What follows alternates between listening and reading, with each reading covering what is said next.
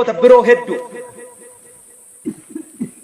kan kanarraa saba tokkicha lakkoofsi isaa guddaa dacheen isaa bal'oo dinagdeen isaa taadhii badhaatu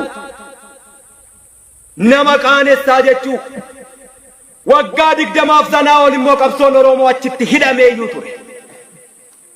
dhaloota harka duwwaa sanatu hidhaa baase har'a sanatu qawwee hidhachuuf dirree jira. sittin qawwee hidhaa jechuudha. qawween hidhattu kabajaa qabdi.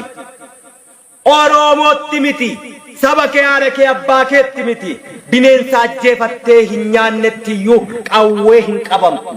seerri woboo naamusni woboo akkasi woboonis akkasittiin beekama. inni kaleessaa woboon akkasii sun inni fooliin dafqasaatu urgaa'u siin jedhe ka Oromoon gabaa keessaa faana fiigu otoo mana namaatti hin goriin inni muuziin burtukaan maangoon avokaadoon shankoor osoo karaa deemtu daandii irratti sii kennanii quuftee deemtu suni woboon sun inni deebi'uu barbaadu isa akkasiiti. isa kana inni hiddisaa lafa keessa jiru gadeen sun immoo sitti meera baala sana ni harca'a biyyee ta'a qaawwa sanatti immoo sintu guuta.